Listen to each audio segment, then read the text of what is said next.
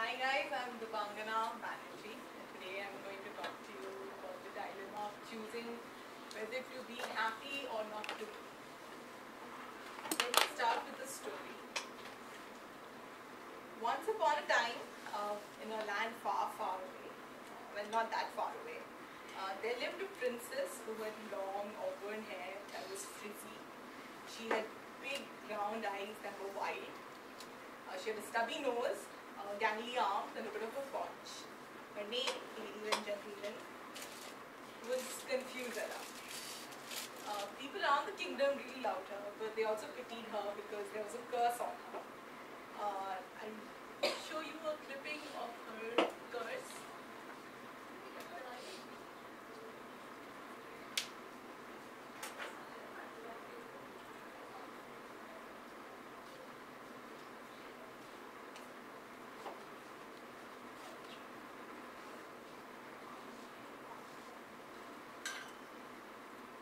Listen well, all of you.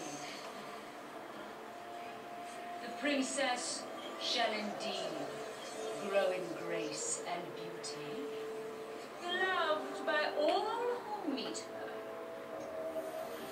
Before the sun sets on her 16th birthday, she'll be confronted with a choice. Her happiness will come with struggles, but comfort and riches will come without it.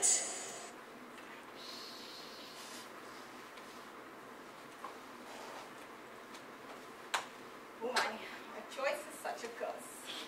Then Confusela grew up just fine, but she grew up listening to the horrific tales of her cursing. But in her head, it was all fine. Like, she would marry a prince, she'd marry into riches, and she would be happy, right? She wouldn't have to really struggle, and she would be comfortable. She can ask the prince for whatever food she wants, whatever dresses she wants. He'd buy her everything. So she should be happy. What a stupid bitch, what a stupid curse. But boy, was she wrong.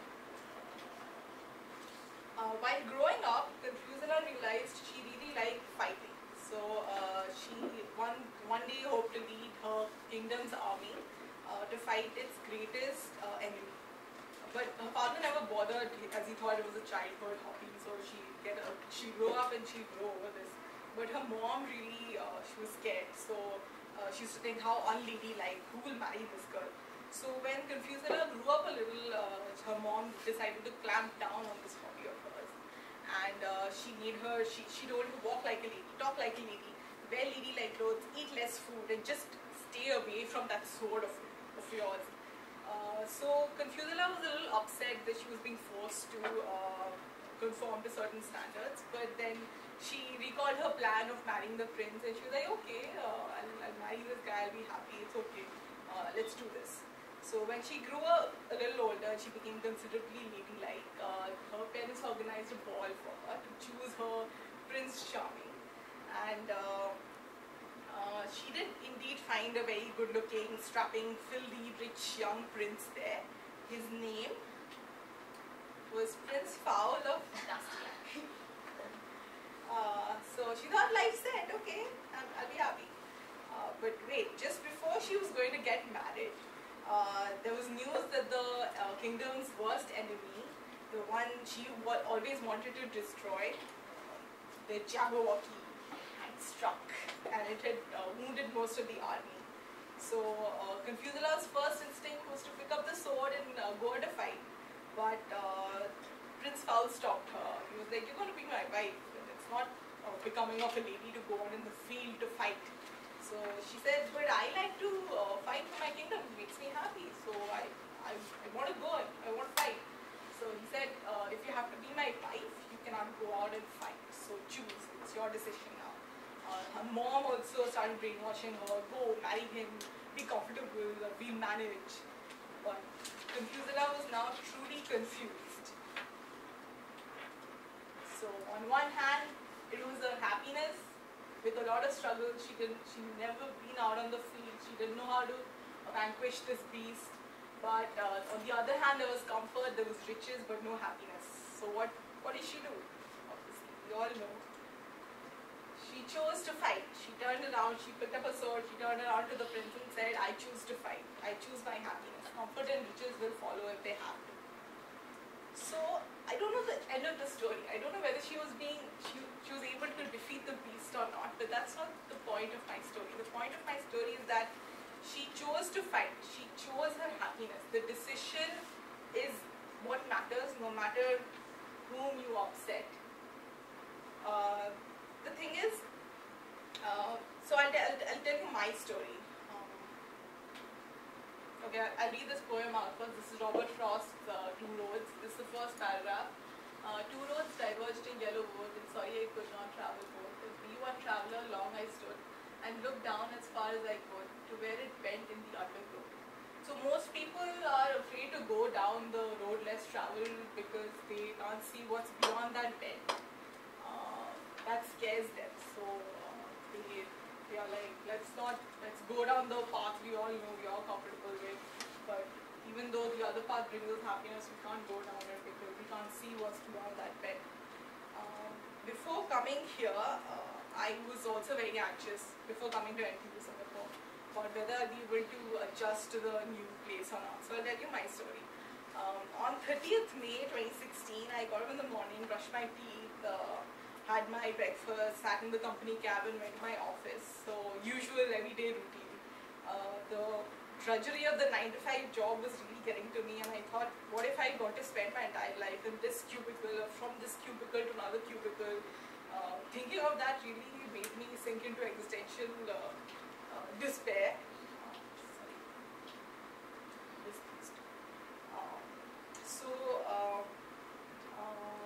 That on the day of 30th May, as usual, I went, sat in front of my desktop. It was my usual robot routine. I checked my mail, and there, sitting pretty on top of the mailbox, was my NTU letter. So I was really happy, but I was extremely scared as well, because on the one hand I was going to NTU to Singapore, but I'd never been out of Delhi, away from my family. So I thought, okay, this might be an exciting adventure, but what if there are problems there? What if there are monsters under my bed, or what if my roommate turns out to be a psychopath?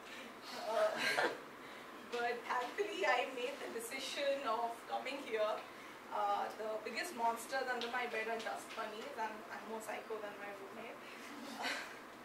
So I'm really happy, even though it's a lot of struggle for me here. I've got to do the dishes, do the laundry, do 5 courses in a SEM, literally die under the pressure of all that workload, all alone over here, but this makes me happy. So I took the decision, and I'm glad I did. This is what I used to do whenever I used to think about coming here when I was in Delhi. I used to freak out. So now I'll tell you my friend's story. Like, most people I know are scared, and they give a lot of excuses about not doing what makes them happy. Because they are like, that person became successful when he chose the road less traveled because he got lucky, or there was divine intervention. I'm not that talented or whatever. So my friend, she's an engineer, and she likes to write. But she called me and she told me, oh, you got into Singapore, I heard, that's so cool, man. So I thanked her, I asked her, so what are you doing in life? So she said, I want to switch my career now, I want to write, but I'm 30, I'm scared. What if it's a stupid decision? What if it doesn't work out? My parents are pressurizing me to get married, to save up for my kids, for my home, for my family. And at this age, should I take such a big risk? It's a stable job. Should I switch my career? So that is what makes her stuck in her whatever situation she is right now. She can't take a decision because she can neither go back. She doesn't want to go back to her usual boring job, and she can't take the decision to go further. So this is what happens. Like, we keep talking, but we can't really take a decision. This is a quote from Waiting for Godot. It's a play where these two characters are talking amongst each other. They're saying, let's go, but neither of them moves. So that's what happens. We keep talking, but we never really are able to take the decision to do what makes us happy. So I told this girl, I told her there's no age to restart. You can do what makes you happy at any age. I know my friend's father is doing his PhD at the age of 16. So she most definitely can start at the age of 30 doing what makes her happy. And if she doesn't take the decision, I mean, she's not really starting anything. She should take the decision first of doing what makes her happy instead of just sitting in her usual boring job and thinking, oh, I should do this, but not really being able to take a decision. So what I'm trying to say is that all these great people in the world who took the decision, what would have happened if they had gotten scared and they would have thought, oh my, let's just not do something difficult, not do what makes us happy and stay in a boring life. Think this woman, if she had thought, let's just stay in my boring life and not do what makes me happy, the world would have been bereft. So what if she had thought, let's just not write about the struggles of a person, like too much of my own, or what if my book doesn't sell? What if it's bad? I'm already in the pits of despair. Let's just not bring embarrassment to my front door. But she didn't do that. And I'm thankful she didn't. I'll make you listen to a clip of hers from her Harvard speech that really... Half my lifetime ago, I was striking an uneasy balance between the ambition I had for myself and what those closest to me expected of me. I was convinced that the only thing I wanted to do, ever, was write novels. However, my parents, both of whom came from impoverished backgrounds and neither of whom had been to college, took the view that my overactive imagination was an amusing personal quirk that would never pay a mortgage or secure a pension. So they hoped that I would take a vocational degree. I wanted to study English literature. A compromise was reached that in retrospect satisfied nobody, and I went up to study modern languages. Hardly had my parents' car rounded the corner at the end of the road than I ditched German and scuttled off down the classics corridor. I cannot remember telling my parents that I was studying classics. They might well have found out for the first time on graduation day. Of all the subjects on this planet, I think they would have been hard put to name one less useful than Greek mythology when it came to securing the keys to an executive bathroom. Now, I would like to make it clear in parenthesis that I do not blame my parents for their point of view. The moment you are old enough to take the wheel, responsibility lies with you.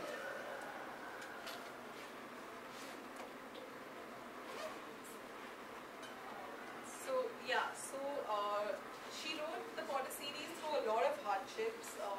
She lost her mother, she had an abusive marriage early on, it resulted in a divorce.